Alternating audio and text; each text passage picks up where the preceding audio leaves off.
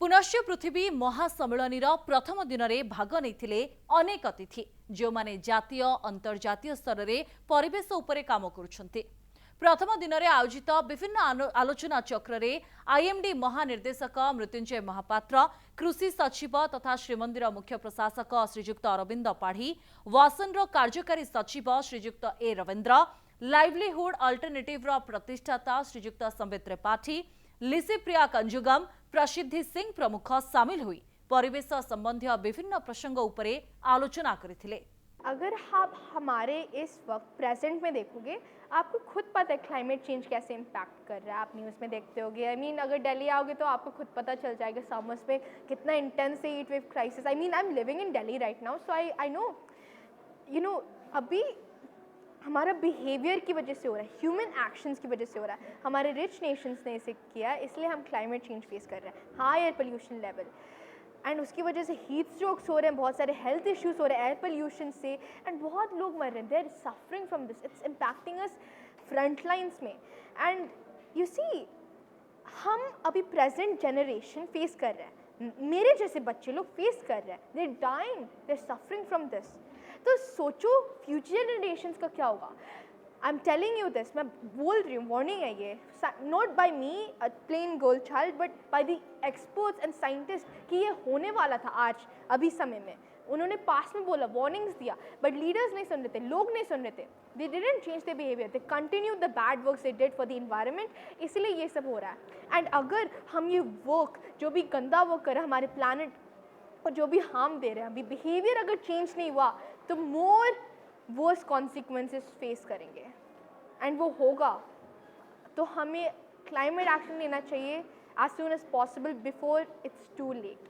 हमारे planet earth को मुझे आई लव इट, या विद लव एंड रिस्पेक्ट, इसलिए मैं ये सब काम कर रही हूँ, not because somebody is forcing me और something.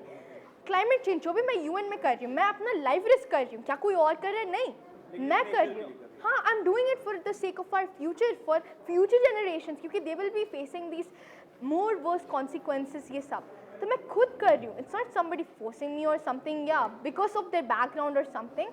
So instead of looking in these kinds of things या कुछ और लोगों के में, आपको अप्रिशिएट करना चाहिए जो भी थिंग्स कर रहे हैं, क्योंकि वो अपने लिए नहीं कर रहे, वो आप सबके फ्यूचर के लिए कर रहे हैं। But why not looking at the fact that हम कैसे लेस हार्म करें, लेस कंट्रीब्यूट करें हमारे क्लाइमेट चेंज को। सोचना नहीं, एक्शन चाहिए हमें। सोचने से कुछ नहीं होता, सोचने की वजह से, विदाउट एक्शन करने की वजह से क्लाइमेट चेंज हो रहा है। पॉलिसी मेकर्स का मिस्टेक वही है।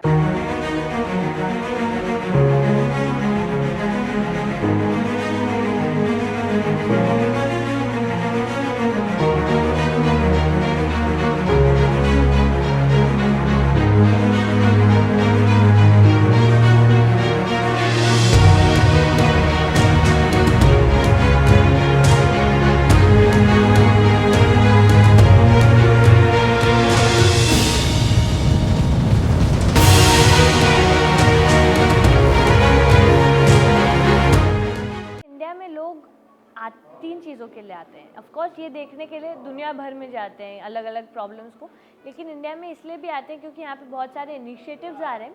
एंड तीसरी चीज़ ये है कि इंडिया में हमें कुछ नया नहीं करना है, हमें अपने कल्चर पे वापस जाना है। क्योंकि हमारे कल्चर में हम सब मानते होंगे कि पेड़ों को वर्शिप किया जाता है, पानी को प्रोटेक्ट किया जाता है, गंगा को माँ माना जाता है, बहुत सारी तरीक़ों से नेचर डायरेक्टली कनेक्टेड है। तो इंडिया में जो हमारी प्रैक्टिसेस रही हैं उसके बारे में भी जानने के लिए यहाँ पे आया जाता है। लेकिन जब मुझे ग्लोबल फोरम्स में पूछा जाता है, मैं अग्री करती हूँ, क्योंकि सच्चाई है कि दुनिया भर में ये प्रॉब्लम है। प्रिडिक्ट किया जाता है कि बाय 2100 सारे रेन फॉरेस्ट ख़त्म हो जाएंगे, या by 2050 there will be more plastic in the sea than fish, या फिर 2040 में 4 में से 1 बच्चा के पास proper clean drinking water access नहीं होगा। तो ये सारी प्रॉब्लम्स हैं, इसके लिए हम सब रिस्पॉन्सिबल हैं।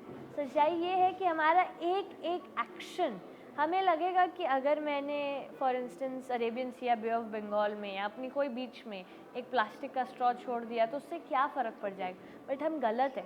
यहाँ पे जो इम्पैक्ट हो रहा है, हमें लगता है कि अंटार्कटिका दूर है, लेकिन नहीं।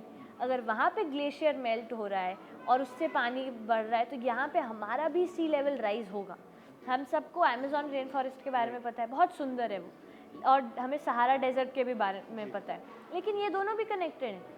सहारा डेजर्ट से जो सॉइल है उसका एक इकोसिस्टम है जो कि अमेज़न रेन फॉरेस्ट से कनेक्टेड है।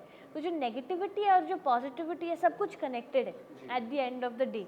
तो हमारे छोटे छोटे एक्शंस भी हमें रिस्पॉन्सिबल बनाते हैं। और today as we face this anthropocene यानी कि वो एज हमारी प्लानट का जिसमें कि ह्यूमन एक्टिविटी डोमिनेंट है, हमें 3 चीज़ों की प्रॉब्लम है। पहला है क्लाइमेट को मिटिगेट करना, अडेप्ट करना, क्योंकि जो डिज़ास्टर है उसका इम्पैक्ट पड़ता है, तो उसके लिए सोल्यूशन लाना। और दूसरा हमारे कार्बन एमिशन को कम करना। दूसरा है बायोडाइवर्सिटी को बचाना, जो पक्षी हैं, पशु पक्षी हैं, उनके प्रति काम करना। और तीसरा प्रॉब्लम हम जो फेस कर रहे हैं वो जो हम कभी नहीं भूलेंगे वो है हमारी ह्यूमन वेलबींग पे काम करना। तो ये प्रॉब्लम्स है, लेकिन मैं कहती हूँ इसके लिए एक बहुत अमेजिंग सोल्यूशन है। अगर हम सब में एक सेंस ऑफ होप, एक सेंस ऑफ रियलिटी और एक सेंस ऑफ रिस्पॉन्सिबिलिटी हो तो एक बदलाव आ सकता है। क्योंकि आजकल ये भी गलत है कि आपको लग रहा है कि दुनिया सही है, मुझे पानी मिल रहा है, मुझे सब मिल रहा है, तो चिंता की बात नहीं है। और ये हो नहीं रहा है एक्चुअली, हम सब फेस कर रहे हैं कोई ना कोई लेवल पे क्लाइमेट चेंज का इम्पैक्ट। तो हमें होप होना चाहिए, क्योंकि रियलिटी तो पता है ना, लेकिन सब कुछ इम्पॉर्टेंट है। जैसे कि रियलिटी पता होना चाहिए हमें कि क्या इम्पैक्ट है, लेकिन अब एंग्जाइटी आ रही है, लोगों को लग रहा है कि क्या होगा, कैसे होगा। तो होप भी होना चाहिए कि एक पॉजिटिव फ्यूचर है, पॉजिटिविटी है, नेचर है, हम सब मिल के एक डिफरेंस ला सकते हैं। एंड फाइनली रिस्पॉन्सिबिलिटी, ये सोचना कि कोई और करेगा ये भी गलत है। नेचुरल फार्मिंग कोई नया चीज़ नहीं है। अगर आप उड़ीसा में देखोगे तो मैंने हज़ारों फार्मर्स को दिखा सकते हैं जो कर रहा है, जो अच्छा कर रहा है और अच्छा कमा भी रहा है और रिस्क से भी बाहर जाएगा। तो ये इसको आपको किस नज़रिया से देखेंगे वो इम्पॉर्टेंट है। अगर वो कन्वेंशनल फार्म से देखेंगे इसमें इतना क्विंटल आ रहा है, इसमें कितना क्विंटल आएगा, इस नज़रिए से नहीं जाएगा। तो नेचुरल फार्मिंग मतलब आपको एक फार्मिंग सिस्टम है, माने आपका जो भी खेत है उसको डाइवर्सिफाई करना है, उसमें अलग अलग फसल को मिला के एक डिज़ाइन का तहत लाना है, एक ही फसल को नहीं डालना है और साल भर का खेती होना चाहिए। सो अगर आप देखेंगे अभी आपका रिटर्न मानसून सबका अक्टूबर में ख़त्म हो जाता है।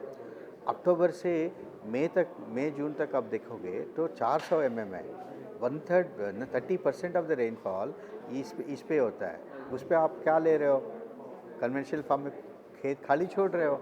तो अगर आप ऐसा डिज़ाइन हो कि उसमें से लेके मैंने बरसात से लेके फिर नेक्स्ट बरसात तक पूरा खेत बिना खाली रखे उसका फसल उगा सकते हैं, ऐसा फसल का डिज़ाइन आप करोगे, देन आपका मल्टीपल ऑब्जेक्टिव्स होगा। एक तो फार्मर का इनकम बढ़ेगा, दूसरा सॉइल कवर होगा, सॉइल कवर होने से फिर रोशनी सॉइल पे नहीं जाएगा, सूर्य किरण, तो टेम्परेचर नहीं होगा, तो बैक्टीरियल पॉपुलेशन बढ़ेगा, तो बहुत सारा बायोमास खेती का अंदर जाएगा। सो ये सिस्टम को कैसे स्टैंडर्डाइज करता है वो लोकेशन स्पेसिफिक है। सो ऐसा सिस्टम हम डेवलप करेंगे, इसके साथ लाइफ स्टॉक को जोड़ेंगे, देन आपको बहुत आसान से कर सकते हो। नॉर्मल फार्मिंग में तो बहुत मेहनत है, इसमें तो मेहनत कम भी ही रहेगा, लेकिन उसका जो भी सपोर्ट सिस्टम है, सपोर्ट सिस्टम एक जगह पे आना चाहिए। तो अगर नया तरीके का जो खेती आ रहा है नेचुरल फार्मिंग पे, इसमें क्या है कि आप सिर्फ क्रॉप्स ही नहीं है, आप ट्रीज़ को इंटीग्रेट करो, एनिमल्स को इंटीग्रेट करो। एक टेक्नोलॉजिकल चैलेंज है, how you manage the farming systems, एक मैनेजमेंट का चैलेंज है। सो ये चैलेंजेस से अगर यंग पीपल को सामने रखोगे तो उनका इनकम भी बढ़ेगा। हमारा एक्सपीरियंस में काफ़ी सारा फार्मर्स है जो 1 लाख रुपया 1 एकड़ से कमा रहा है। ये चैलेंजेस उनका सामने रखो तो यूथ आएगा। अभी आजकल में अगर आप ट्राइबल एरियाज में देखोगे, बहुत सारा ट्राइबल विलेजेस में यंग पीपल है। आप जैसा प्लेन्स में आओगे उधर एंगर पीपल नहीं है, बट ट्राइबल एरियाज में एंगर पीपल इसमें है। उनको 1 लाख रुपया दिखाओ, संभव है। अभी बहुत सारा फार्म दिखा सकते हैं जहाँ लोग एक लाख रुपए कमा रहे हैं, तो लोग आएगा।